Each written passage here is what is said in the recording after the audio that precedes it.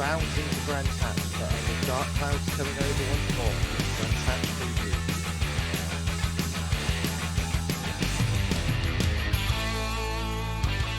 Yes, hello and welcome back to the British Touring Car Podcast. And we've got another race week upon us. Very excited for Brands coming up, and it looks like there are going to be some changeable conditions once again, which certainly made for some great entertainment last time out, didn't it, Russ? It sure did. Yep, we're looking forward to Brands. It is one of my favourite tracks just because how quick, fast, and undulating the circuit is. It's always a little bit unpredictable, and as you alluded to there and in the opening, there is potential for more rain, more changeable conditions, which elevated Donington into excellent heights last time out. So, yeah, Brands should be an absolute thriller for all involved. Yeah, I'm really looking forward to it. I think we should jump straight in, have a look at the track layout. Obviously, we've got the Indy layout this weekend, which is one of the shortest on the calendar, and it certainly doesn't take very long to get around it, does it? No, it's a very, very quick lap here. Would you like to guess the person who has the lap record here in qualifying? Probably Ingram. No, Oh, okay. He did it it's on the long layout last season, didn't he? he did. Camish? No, Oh, go on then. it's It's going probably a well. BMW, isn't it? Yes, Hill? no. Oh, I give up. Superb knowledge from the half of the Thank you. touring car host there. It's Colin Turkington in 2022 with a 47.5, so it's well under a minute this lap. Would you like to have a guess at who has the race lap record? Let's go safe. Colin Turkinson. No. Go on then. It was set in 2011. Oh, wow. I know, right? Matt Neal? By a yes, Blimey. with a 48.4. That's interesting, though. I'm assuming that the lap record during a race is obviously going to be a little bit longer, which we've seen. But so far ago, because you get so much traffic, it's very Well, hard to get a clean lap in. Well, there is that, but I think this weekend it'll be broken because obviously the hybrid, which you now are a complete fan of and think it's revolutionised the sport, will come into play, and we're going to probably see a sub 20-second lap, I reckon, because the hybrid that you now believe is the best thing in the world, 20-second laps, I reckon. I'm just thinking that we might see a few differences throughout the year that we didn't see last year. And I know I brought it up quite a lot during Donington, and I think that Watson used it quite well in that first race, but he could have used it better. And I think that attributed to some of the speed that they had that weekend. I know the Astro always turns out fairly well at Donington, but proof is in the pudding this weekend. I couldn't disagree more, but let's not retread old ground. So yeah, Brands Hatch down in Kent, 10 corners, which is quite surprising for the small circuit, 1.21 miles, first debut in 1958. And it's got the iconic start, has it, down Paddock Hill Bend. There's not many a greater sight in motorsport than the opening lap, the sweep down Paddock Hill Bend. It still wows me that every time we go, especially sort of like a media day when we were there last, how steep that drop off is down Paddock Yeah. Hill. It's yeah, we know the Craners are quite steep, but it's nothing compared to Paddock Hill. And it takes a hell of a lot of skill and a hell of a lot of commitment, shall we say, to go full throttle through there. Absolutely. If you are ever at Brands Hatch, go and watch particularly the Porsches. You'll hear them bottom out as they hit the bottom of the hill. It's slightly less pronounced in the touring cars, although it's there. But in the Yeah. Porsches, you will hear them bottom out every time they come down the bottom of that hill. It's very, very exciting indeed. Yep, and it was exciting last year as well. We had Josh Cook take a double win there, and Colin Turkington take the race 3 victory. A circuit which Josh Cook had quite a lot of success at, the only other one being Thruxton. Do you see sort of the similar sort of thing happening this weekend? Yeah, the Honda goes well here historically, hence Matt Neal's lap Yeah. record. Yeah, it's a circuit that suits the Honda for whatever reason. It's not so much a grip circuit that you see in other places. Yes, the rear drive has a few corners where it comes into its own, particularly at the bottom of Graham Hill Bend, but and perhaps out of Clark Curve onto the main straight. But I wouldn't say it's a power dependent track. It's more of a shape dependent track, and I think that's why we've seen the Coopers go well here in the past as well. Yeah. So yeah, and I think that One Motorsport will be targeting a podium this weekend, perhaps lacking still a little bit on outright pace. Certainly that seems to be the case at Donington, although difficult conditions, difficult to really get a full feel of things. But certainly could be eyeing a race three podium depending how the weekend unfolds for them. So you don't think they're going to struggle again if we get in these changeable conditions that are forecast? I think Brands is easier to drive in changeable conditions because it's not as. I'm not a driver, so I'm going to guess, but I don't think it's as tricky a track as Donington is. Um, I think that there's not as many deep braking zones in that way. Yeah, It's pretty much on the throttle for, I'd say, at least half, if not three quarters of the lap. yeah. So I don't think necessarily the change of conditions cause as many a problem. That said, there are several hills and there will be pools of water collecting, bottom of Paddock, bottom of Graham Hill, and into that last section. But even on media day, we didn't really see in change of conditions any major offs. Yes, Jelly had a problem, potentially mechanical. It was potentially mechanical rather than anything else. But it was change of conditions. We didn't see that many off. I think Collard went for a trip through the gravel as well and tore a splitter. But yeah, You kind of expect that from Media Day, though. They're trying to be cautious and careful, but I think that wet running that they had at Media Day will also really help for this weekend. So on well, it one, will for some.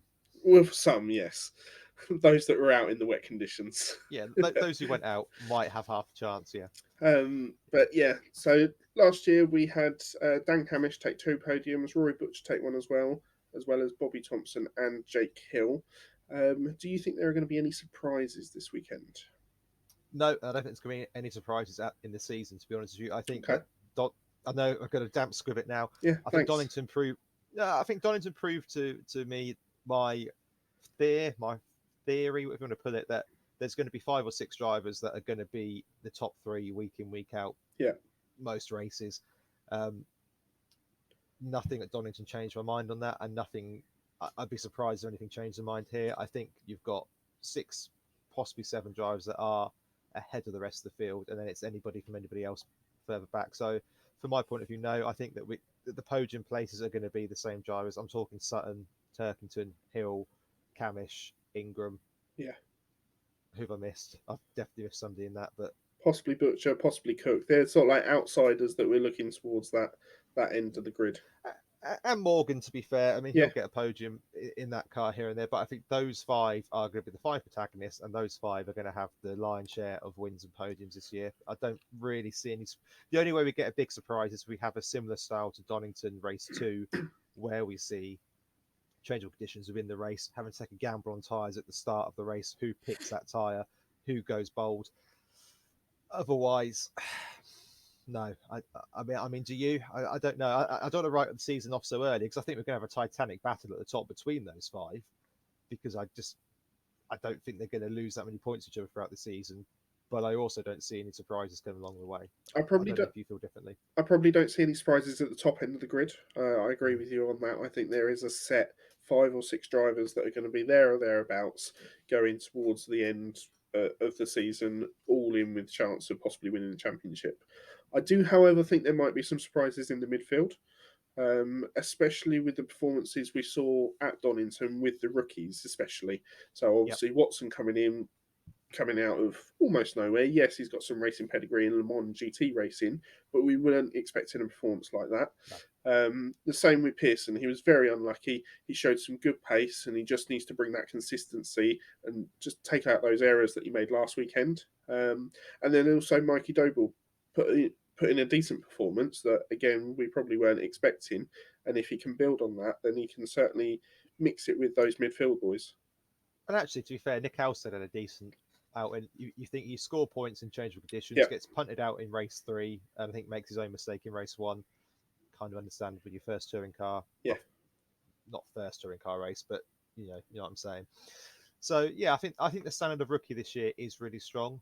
Um, I think that, as I said on the previous pod, everybody has got the potential to score points this year, Yeah. but whether they will or not is another question. But I don't see any great surprises. I don't really see another Chilton taking a win for the first time in 4 years, unless there's something that happens in the race Yeah. that you have to take a call on and get right. I do wonder, and I'd like your view on this as well, is that will last weekend play in the minds of some drivers if the conditions start to change? I'm thinking the drivers that didn't change early, are they going to potentially go too early this time and not, fear of missing out, or as a driver, will they just put that out of their mind and that they will be right? And they just got unlucky last time out. I think most drivers, especially the experienced ones, would just put it out of their mind. And we saw with Chilton's call last weekend, he knew on that formation lap, as soon as he saw those wet lines appearing from the tyres, he knew he had to get into the pits to make that change. And that is all down to experience. He knew what the track conditions can do. He was looking all around him at the time, seeing what the clouds were doing, which way they were coming over from, and made that decision. Arguably, Colin Turkington and other experienced drivers that have been in the sport that long should have made that sort of decision. But there's Chilton's got less risk where he was as well. He's not expected to be in a title challenge. He can go out and make that call. Okay, if it doesn't come off, so be it. Move on to the next weekend. Whereas the drivers at the top end of the grid have to make the most of every weekend, and sometimes you err on the side of caution, even if it's not the right call at the time. On the flip side, then, do you think we might see some of the quote back markers make that decision earlier and Yes. run the risk of, if it doesn't come off, it doesn't come off, but actually I'm going to start on wets here, like Nick chose to, Yeah. like Jade chose to, and go, actually, I'm going to swap on the grid. I'm going to start on wets, and we'll see how things go. Yeah, I still think it's dependent on where they are placed on the grid, whether it's race one, race two, or race three, how far Yeah, back they are, and what they can then gain from that, or how much they've got to lose out. But certainly, drivers probably 15th and down, if they're starting there on the grid, looking at the skies, thinking, is it going to rain? Has it started to spit with rain? Is the track wet enough that it won't get to dries by the end, or a combination of those things? That it will be in their minds to go, if I make the right call here, I can get good points or even a surprise podium or win. obviously we're recording this on the Tuesday, Yep. the 2nd. I'm just looking at the weather forecast now. It's supposed to rain solidly from Friday in West Kingsdown. We're going to have rain most of Friday, clearing up in the evening. Saturday, obviously, where qualifying is done, we are going to have cloud and a decent percentage of chance of rain around about the 3 o'clock mark, which will be around about when qualifying takes place. That's officially classed on the BBC website as drizzle rather than rain. And then on the Sunday, we are going to see clouds and rain showers. Light rain is forecast, but again, it's going to be at its heaviest early in the morning and then throughout the day. So a sprinkle of rain here or there is likely, which I think is the worst nightmare for a driver. Best Yeah. scenario for fans, particularly those who are sat at home. Yeah, so you mentioned qualifying there. That is at 3 on Saturday, all being well, depending on the schedule of the other races and stuff that goes on that day. And it seems to have got a little bit later this year, and I'm wondering whether that will make any difference to how the teams run. And also the conditions that we get. Maybe it'll be slightly cooler or slightly hotter when we get to the summer months. But moving on to the Sunday, then the first British Touring Car race is at 11:50, with the second one starting at 2:30, and then the final race at 5:15. Interestingly, they have got a race after the touring cars at Brands, which should Makes make it perfect sense. a little bit easier for people to get out. Although, if we are scheduled to have this rain, you know what it was like at media day at lunchtime. If you have that all day, the car parks are going to be horrendous. I don't think it's going to be as bad as media day. However, what I would say is that if you've got a low sprung car and an SUV, take the SUV. Take the Don't. SUV, yeah. Yeah, yeah. Otherwise, you're going to be there for quite a while being pulled out of the mud, Yeah. unless they've found a way or put a more obvious field to store everybody in rather than the muddiest one they could find. Um, yeah, it's an interesting one. I can't remember having two. It's not happened yet, but potentially two wet weekends back to back for a very No, long time, no. which is very interesting indeed. Uh, just a quick reminder of who to look out for this weekend, then, before we go on to our predictions. Dan Camish tops the title rankings. He's 8 points clear of Tom Ingram. Jake Hill is in third with Tom Chilton, Adam Morgan, Colin Turkington, Dan Rowbottom, Andrew Watson, Sutton, and Thompson rounding out your top 10. I think out of those drivers, yeah, Camish, Ingram, Hill, top three already. It looks ominous, and Sutton is not. Well, he's quite far behind, but you'd expect him to make that distance up pretty quickly. Yeah, I mean, if it wasn't for that retirement in round one, who knows where he'd have finished? Probably top five, top six at least. And then his weekend would have been looking completely different from Donington. So I don't think he's too far off. I think you're going to expect to get maybe one or two retirements throughout the whole season. He's just had this one earlier than others. Well, I kind of agree and disagree, to be honest with you. So if you look at Ingram last year, he won the title with no retirements to his name. Only Yeah, finished outside the points twice. yeah, And I think that is going to be the level, particularly look at how good the drivers are and how good the cars are. yeah, I think that's going to be the roundabout the level. I mean, last year Turkington finished 30 points clear of fifth place, and he was I was terrible at maths, about 30 points off yeah. third. You know, so that's a big margin from the top three downwards. And I just don't think you look at Jake Hill. He only finished one race outside, two races sorry outside the top the points playing. One of which was excluded in, Yeah. and Sutton finished outside the points twice. So I think that if you look at Ashley Sutton, he's potentially already had One his of one two. of those two. Yeah. Well, he finished outside the points twice. Oh no, he No, he did finish finished with points, didn't 15th, he? Yeah, you're right. which Sorry. every Yeah. point is Okay. going to matter by the end of the season, I think. So already, if you're Ash Sutton, you've had your bad weekend. Now that's good in some ways because you put it behind you, it's out the way, Yeah, onward and upward. But we saw last year of Camish, one bad weekend can quickly become two, can quickly become three, and before you know it, you're well out of the race for the yeah. title because the other guys ahead of you aren't going to drop points. They're like the Man City of the touring car world. They're just not going to drop points on a regular Consistency. basis. Yeah, they're going to finish in the points on a regular basis. Ash Sutton needs to drive a pretty much a perfect season from here on out for me. Yeah, it'll be interesting going into this weekend as well, being their home circuit. We know how well they went at Media Day. 3 out of the 4 in that team looked really quite clean, consistent, and quick. And they were that at Donington. So I think they might be the team to beat coming into this weekend. I agree, although just one quick caveat to that. Let's not forget who went quickest on Media Day here. Yes, mixed conditions. Yes, Media Day. Does it actually mean anything? Well, Tom Ingram will tell you it means everything because he topped Yes. the times on Media Day here. Although, as we discussed on the Media Day roundup, yeah, the Napa Fords looked very, very strong as well. Yeah, and should we get into the predictions then? Because they lead the way in my predictions pretty much. That makes sense to me. So let's go with your pole sitter first, then, if we may, Sam. Uh, because he only just missed out on it through a deleted lap time last time out, I think Sutton takes it this time out. We know when he's got a good car under him, in changeable conditions, he could be pretty well quite clear of the field. Um, but I think he'll take pole this weekend.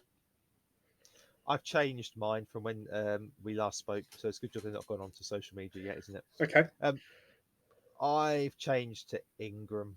Ooh, okay. Slightly greasy conditions. That Hyundai is on rails. Ingram likes it in the rain. It's very quick in a Yeah. straight line. As I said earlier, it's a throttle heavy track. There's not a great deal of braking zones. The shape of the Hyundai is very nice. Yeah, I think Ingram. Okay. Although I would not be shocked if it's a Napa boy on the front row either. To be fair, I wouldn't. It's a toss up for me. And actually, Yeah. I wouldn't be again going back to my point about the top five. I think we're going to see the same five people take all the poles this year. Not going to get. We've had one slight surprise, perhaps in row bottom. After that, I think we're not going to see any more surprises. Hill could quite easily take pole as well. Okay, that's fair enough. So my list of 3 winners this weekend, I think Sutton will go on and win a race this weekend. Whether it's the first one, I'm not sure, but I think it's likely to be first or second. Mm-hmm. Um, and then also Hill, because he looked so strong and got so much wet running in at Media Day, I think he should be well up there. And finally, Rowbottom. Oh, okay. A bit of the disappointment is too strong a word, but I think he'll be disappointed from Donington to have had two front row starts and not a Yes. single podium. You think he uses this weekend to fight back? Yeah, a little bit of redemption, and possibly taking that race 3 win.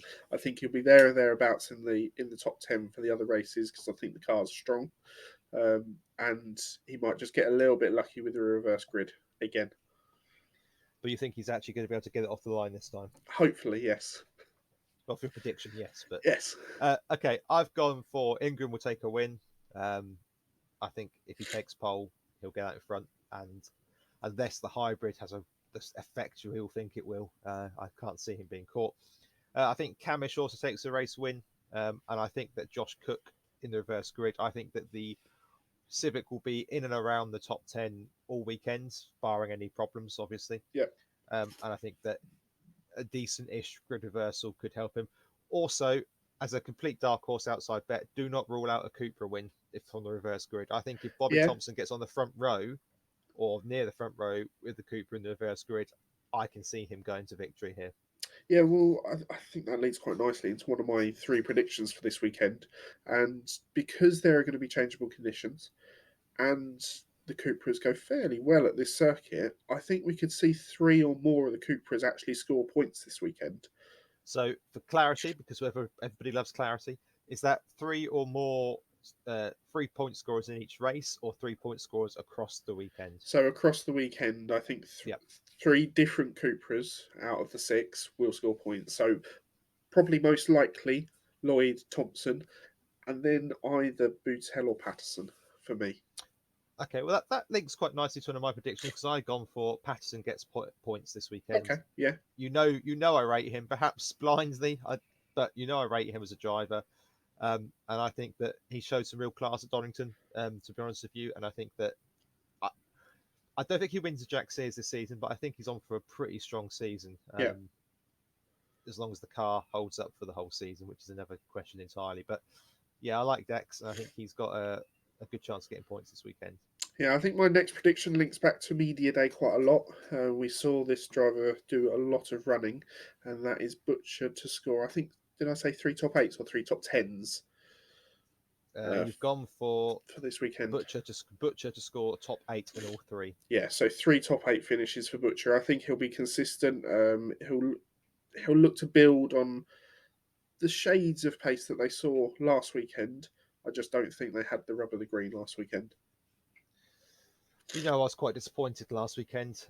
Yeah, Yeah, a top 8 is a big ask when I consider that I expect there to be 3 Fords in the top 8 and then at least one BMW, if not two, and Tom Ingram. That doesn't leave a lot of space left we'll for it, see. which I have this feeling that WSR boys might struggle. I'm not putting any prediction down for it, but apart from Hill, who obviously goes fairly well in the wet anyway, I think the other three BMWs might struggle a little bit more than we expect. yep, that's fair enough. I've gone for, on that basis, Hill to outscore Turkington. Yeah, Um, Hill goes well here. Hill goes well everywhere. I think that we've mentioned it before.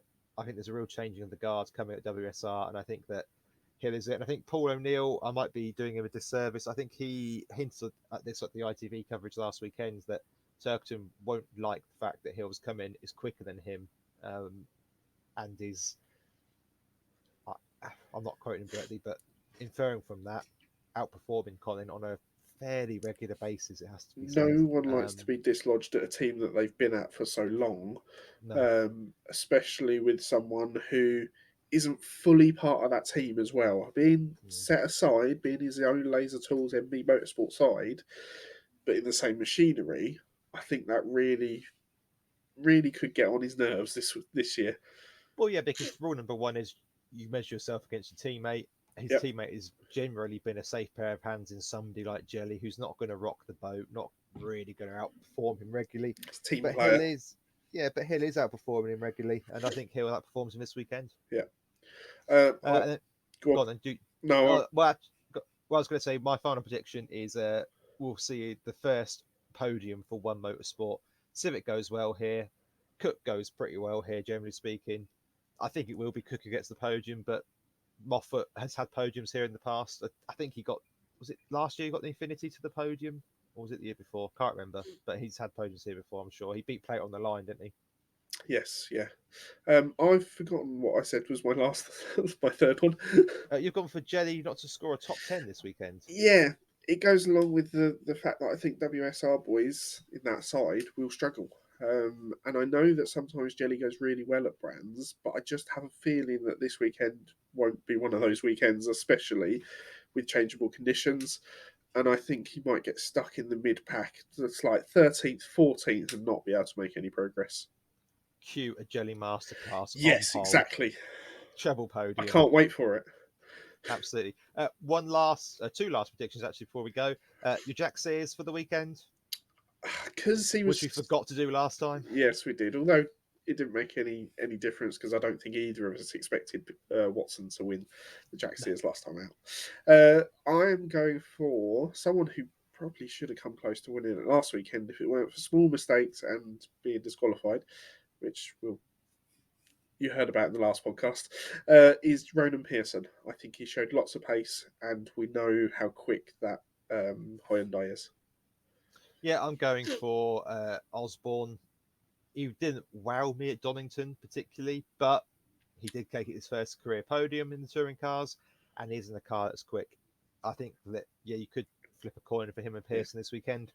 I think the PMR Astra will struggle a little bit more here. Okay. And I'm actually quite interested to see how Watson can do here. Yes. But yeah, I'm going to go for Osborne on the basis that they should have the strongest or second strongest car this weekend. Yeah. Okay, then moving on to the final prediction then, and we Our are game. watching from home this weekend. I think we're going to yours, aren't we? We are indeed. Good, good. And I'm sure later through the season we're actually going to look to live stream our reactions to the touring car races. But we're going to enjoy this weekend, being the first one back at home, and we're going to keep an eye out for how many retirements we're going to see across the weekend in the touring car races. Yep, so this could be either mechanical or through crash damage because we're not going to try and assess whether one retired following a crash damage, whether that counts as mechanical or not, because we'll argue until the next season begins. So if I don't finish, that counts as a retirement, and I've gone for 15. There's going to be a first corner madness in one of the races, which puts 6 or 7 cars out, and inevitably there'll be some that decide to ditch it at Druids. Okay, that's interesting. I think I'm going to go slightly less. Yes, there's going to be changeable conditions and stuff, but I think I'm going to go for it 10 this weekend. That's bold. That's bold considering that Edwards could have 3 straight off the bat. Yes, she could do, but I'm expecting bigger and better finishes. I'm expecting finishes, not bigger and better things. I hope for the car and for her and for the team. It gets 3 finishes this weekend, and Can we the just gremlins are ironed out. classify these DNFs being Yep. non-classifieds as well? Well, that's what a DNF is, isn't it? Well, I know, but on their timing screens, they mark down DNFs and non-classifieds. Both count. That's fine. I just want to make sure everything's clear. Well, Because the car could still be circulating yeah, at the end, but not be classified. yeah. No, I guess classifieds don't count then, do they? 'Cause Okay, that's fine. So that's just not retirement. DNFs. That's Yeah, fine. that's not a retirement. The game is retirements, isn't it? Not Yep. who's gone testing. Okay, that's fine. Okay, okay. Right. Well, I think that pretty much sums up the Brands Hatch preview. Obviously, we're looking forward to the weekend. We hope you guys are too. We'll be back with our review, Yep. probably Mid next week. Yeah. So, Obviously, we're splitting our reviews and driver grades. Hopefully, you've caught up with the Donington review and driver grades. If you haven't, they're on YouTube. They're on all the podcast places, etc., etc. yes, Enjoy the weekend's racing. please do let us know what you think about the new videos as well. Love to hear your feedback on those.